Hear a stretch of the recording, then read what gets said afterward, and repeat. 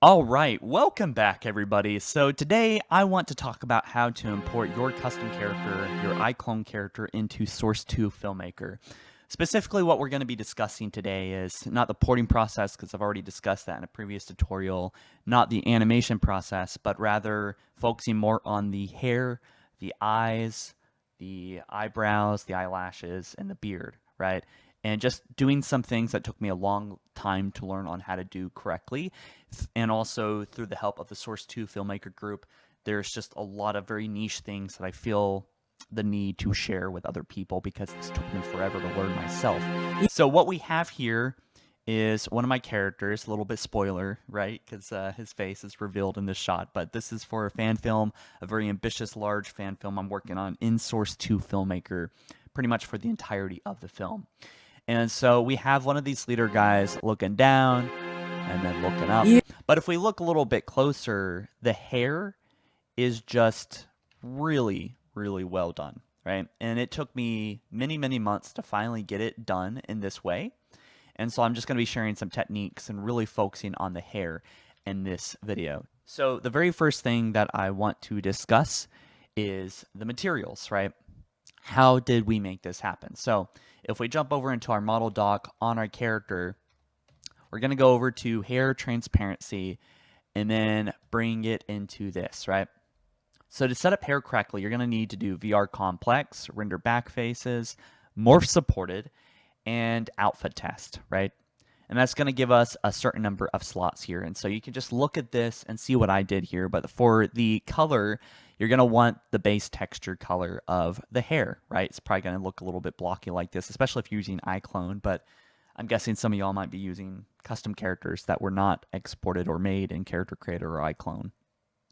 And then we also have the transparent map. So what's important about this, at least for my hair specifically on the outfit test, I added 0.50 and then the edge strength 0.71. And you'll just want to play with this for a while, move those sliders back and forth. But don't be afraid to edit this too. If you have weird things going on with your hair, bring this into Photoshop, add some black marks, because obviously everything that is black will be transparent and everything that is white will show up in the texture. And so that's what this transparency section is for.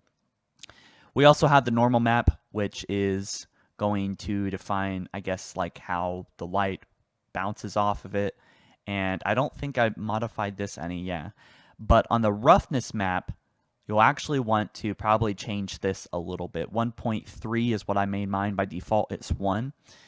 But metalness is also going to possibly be very useful here. And I could probably make my hair look even better. I don't think this is even the correct. Yeah, this is for another character, but this isn't even for the correct model, so I don't know why I have this. But it's still looking fine. You could probably make this look better by changing these sliders ambient occlusion. That's how, it's going to create shadows on the texture. And then I really did nothing else except for something that is very important here, and that is to open up the little gear icon under the color and to add no MIPS. From my understanding, what this does is it makes it where when you zoom away, get farther away from the texture, it optimizes it so it makes the hair look worse. When you check that, your hair's just pretty much always going to look better. I did this with everything, the eyebrows, the eyelashes, the beard, and all that good stuff, right? So this is pretty much how I set up my hair. Sure, it doesn't look super great in Model Doc. However, you can see that it is just looking fantastic. Let me turn off that one group there. Well, where is that lighting coming from, huh? Let's see. Well, I wish I could get rid of that light. This is actually a 3D volume light that I created. Really simple, just a 2D texture plane with a transparent light map, but I'll probably be releasing this publicly at some point. But it really does make your Source 2 filmmaker stuff look good. It even makes Source 1 look good when you do this stuff in Source 1. The God rays are just amazing. But anyway, when we look at the texture here, we see that his hair is kind of like glowing, right? And so this is actually a really simple technique that I did. And this one also took a while to figure out how to do. Let's see if we can find the correct texture for this for this guy.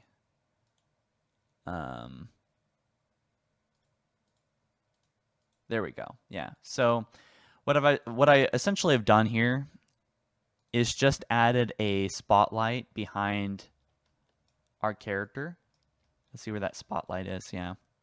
So if you look in the bottom right, you can actually see in real time like how the light influences the hair and just kind of bounces off of it. You know, I probably could have done it more subtly, you know, bring it down a little bit, but this glow, it just looks amazing on that hair, doesn't it? Even turning it up, it looks amazing. It just doesn't make sense with the current lighting, but it gives them just like this really nice thick head of hair. It makes it look realistic. That's how light would actually bounce off hair, you know? At least I think, but regardless, it does look really good. And I really do like adding shadows to my characters. I mean, like rim lighting to my characters to kind of create like this silhouette look, so he doesn't just blend in with the dark background as if, you know, that was, you know, this doesn't look as good as this, right? So enough of that. Let's go down the list here a little bit. The eyelashes. Okay, so what did I do with the eyelashes? Pretty much the same thing. We have the bushiness, the male bushy base here, which just looks like crap, but of course the translucency is going to clean that up. I turned that all the way up, same thing. I turned on no MIP. I didn't change the brightness or anything on any of these. These actually aren't even textures. Didn't even add texture for those, although that could probably make it look a little bit better. But I'm honestly pretty damn happy with the eyebrows. And these are also 3-dimensional textures, so they're not just painted on the character, which I really do recommend getting some of that, which you can get in iClone 7 or iClone 8 or Character Creator.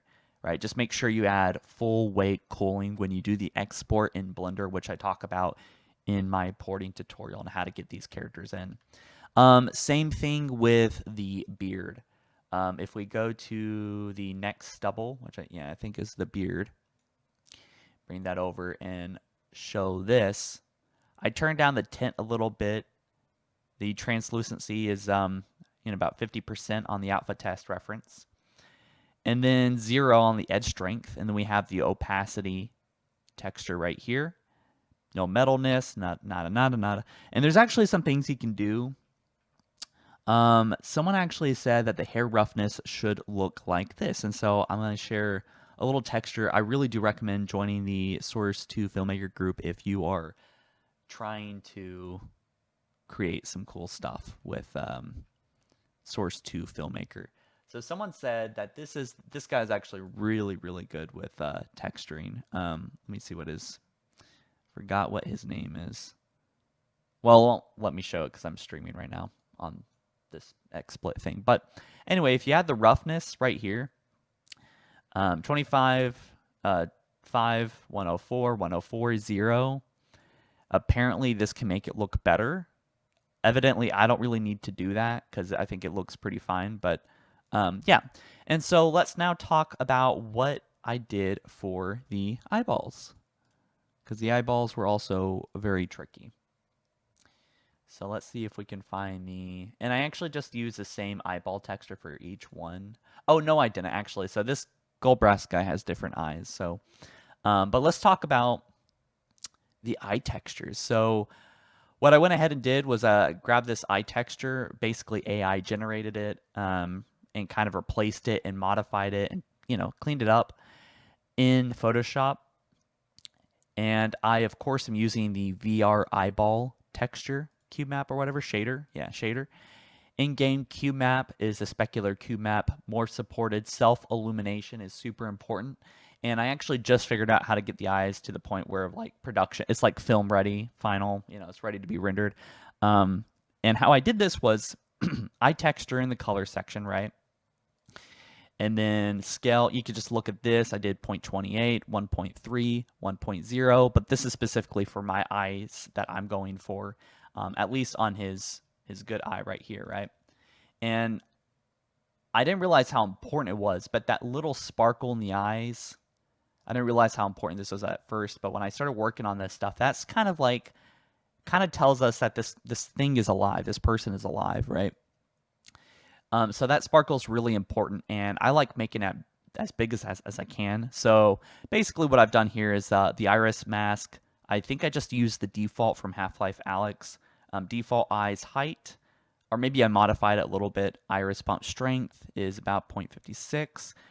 Default eyes normal, so pretty much just the the little wrinkles and the veins in the eyeball. Is that 0.034. Iris roughness, I did use that from another character, but same thing, is pretty much the same eye. And iris roughness, I brought that down to 0.5. And then the default eyes height, I brought this up to 0.75 for the reflectance strength, and then 1 on the right side. And what I did was, I actually had to do this by hand here, but I created a black mask over the eyeball texture, and then I I inverted it basically in Photoshop and made it where it's just a little bit white on the edges. And so what essentially this does is it creates kind of like like kind of like a glowing in the eye, right? And of course my eyes, my characters aren't like demons or anything here, but I can show you exactly what this does. Is if I was to bring this all the way up, for example, now we have like demon eyes. But this could also be really useful for just having like a character in a dark setting and you need the eyes to be a little bit more visible. But we can bring that down. We can bring it real negative and stuff. Oh shoot. Which I don't think actually does anything. But yeah, if we bring that brightness all up, we can get some really nice, dynamic, clean looking eyes, right? And pretty much the same thing with the eyelashes as I did with the eyebrows, so not much of a need to talk about that. But I do lastly want to talk about wrinkles. So wrinkles did take me a second to figure out, but they are very much possible. And so we'll actually see this in real time. If you look at his, he's grumpy now, look at this. If you look at his face, you can see that there's no wrinkles here because he has like a flat looking face. And then he's going to scrunch up. So how do we do that? Well, if you go up to add under the model dock on the model and look up compute wrinkle map, right? You click OK. I'm not going to do that because I already did that. And I don't want to screw with this model. And this should be added to your base mesh, right? Or whichever mesh that needs to be animated, right?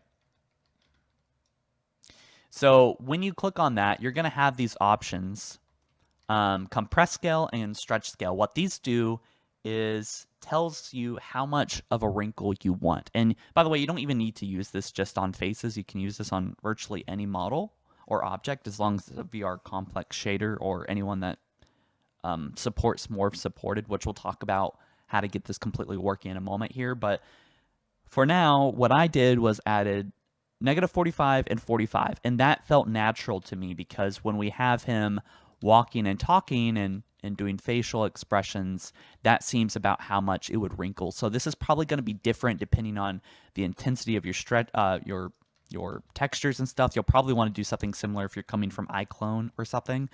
But yeah, we have him, we can see that there is quite a lot of here. Well, yeah, quite a lot of wrinkles going on when he gets angry. You got these scrunches going on. You might want to do a little bit less, a little bit more. Might even want to change the stretch and scale to be different numbers too, depending on what textures you got. But let's see what's going on in the back end here. So the only thing that's actually being animated on this mesh is the what I've called the toon wrinkle. So because I wanted to make this character look a little bit more like a cartoon rather than realistic. So I modified that in Photoshop. I added actually a very specific set of, and I'll actually bring that up real quick for you guys. But if you want your textures to look less realistic and you want it to have like kind of more of a toony look, as I did here, what I did was I went into Photoshop, added a couple filters, the cutout filter and the accented edges filter. And I basically put those both on top of each other 50%. And then I added 3 edge width on the accented edges 18 brightness and 15 smoothness. And then on the actually I think I used palette knife. You can also use palette knife instead of the cutout. And you can try 7, 3, and 10 on the stroke and detail, on the stroke and softness. But anyway, I digress. So when we hit wrinkle up here on this texture, on the face texture, right? We're gonna want to do morph supported. That way, the morph sliders work right on this specific mesh. And then wrinkle. Okay, this is gonna be the VR complex shader. There is a better shader for this stuff, the foliage shader, but because we want it to wrinkle, we're going to want to do this. But if you're just using skin that does not have any wrinkle maps, then no. But what's really cool about this is that we have a base, like a default face look, right? And then we have a squish face, and then we have a stretch face, right? So whenever the character squishes a specific part of his face, let's say his eyebrows, that's the only part that's actually going to be affected. So it's not like the whole squish or stretch map is going to be, pop up right there and then. But this starts looking really dynamic when you start adding the normal map. So we have the squish normal map, the stretch normal map, and then the default one, the default, flat idle face normal map. We only have one roughness map, which I turned this up to 3. I turned up metalness a little bit. We also have same things with the ambient occlusion, which I think could make it look even better. I'm pretty happy with where it is right now, but you can actually do some really cool dynamic looking things with this. But we also added a micron normal map here for the detail texture. And what this does, and big thanks to MJ for helping me out with this, Fluid Script Productions, because he kind of helped me set me up right with these characters. So when you zoom right into his skin, it might be hard to see here on a YouTube video, but you can actually see that there are little skin textures here, like a very small, subtle skin texture. So even if you zoom right up to your character's face, it's just going to look really good, right? Detail blend factor is 1, -40 for scale, making it real small, really highly detailed. And then we have the ST skin head micron mask. I'm not actually sure what this does, but I think it's important. And then lighting is 0.050, fog enabled. And then you can actually change the wrinkle override. I'm not going to mess with this, but if you want there to be more wrinkles for the idle position, or be skewed by one way by default, you can use wrinkle override. I think it's really unnecessary if you're doing the same thing that I'm doing, but yeah, you might want to play with that if you're looking for something special. And of course, I did specular on this, and then mod 2x to get all these extra functions under the VR complex. So anyway, what we end up with is this really good looking shot. You, Eric. We got the white in his eyes, and how we get that is I actually added a. Let's see if I can quickly find it. When you add lights in front of these characters' faces, that's how you get. So yeah, the same thing that's actually lighting his face up a bit here is the thing that's giving him the glow. So you need a light to be in front of the character, even if it's not like illuminating the character. This is just kind of like, unfortunately, the way that it works, I guess. I don't really know a way around it, but you need a light pointing at those eyes at all time if you want those lights to appear. If you add multiple lights, you will have multiple lights inside of the eyes, which can look a little bit weird and unrealistic. But yeah, you just play with it and figure out what works. But anyways, I think that's pretty much everything I wanted to cover. We just got this really good looking model here, and this is from iClone that I made custom. So I'm really excited. But keep an eye on my film. Working on that. Should be out in soon. I don't know how soon, but soon. And I'll catch you guys in the next one soon. Peace.